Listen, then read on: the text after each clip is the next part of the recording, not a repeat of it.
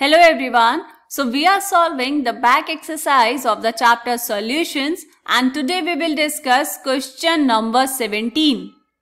So the question is, the vapor pressure of water is 12.3 kilopascal at 300 Kelvin. Calculate vapor pressure of 1 molar solution of a non-volatile solute in it. क्या दिया है आपको? Vapour pressure of water. तो यहाँ पर जो given है note करेंगे बेटा. P naught of water equals to 12.3 kilopascal. ये कब है? 300 केल्विन टेम्परेचर पे. आपको कैलकुलेट करना है vapour pressure of 1 molar solution of a non volatile solute. So 1 molar solution का मतलब क्या है बेटा? 1 मोलर सॉल्यूशन का मतलब है कि 1 मोल ऑफ सॉल्यूट, मोलालिटी का फॉर्मूला क्या होता है, वहीं से आया है ये. 1 mole of solute is present in, नीचे क्या होता है बेटा, मास ऑफ सॉल्वेंट. तो 1 kg ऑफ सॉल्वेंट होगा, तो यहां पर हम लेंगे 1000 ग्राम्स ऑफ सॉल्वेंट और सॉल्वेंट क्या है यहां पर? Water.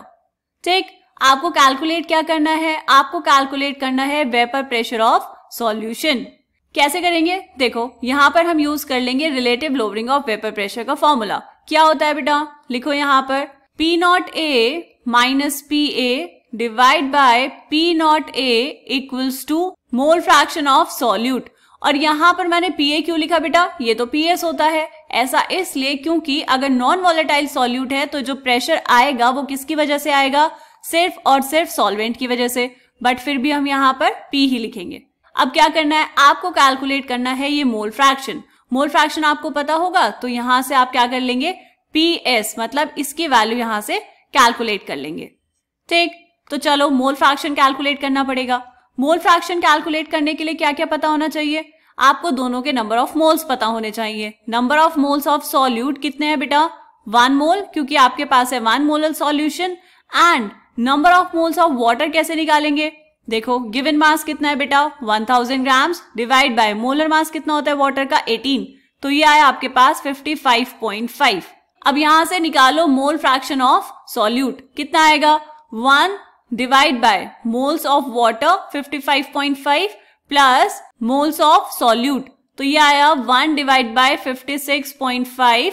So mole fraction of solute is equals to 0.0177. ठीक, अब यहां पर वैल्यूज पुट कर देंगे. सो P नॉट A की वैल्यू क्या है बेटा? P naught A is P naught of water. So this is 12.3 minus PS आपको कैलकुलेट करना है divide by 12.3 equals to mole fraction कितना है आपके पास? 0.0177. इसको करेंगे simplify. So 12.3 minus PS equals to 12.3 into 0.0177. Multiply करेंगे तो कितना आएगा बेटा? 0.21771. तो यहां से PS कितना आएगा? PS को लेकर राइट साइड इक्वल्स टू, ये आया लेफ्ट साइड पे. So 12.3 minus 0.21771.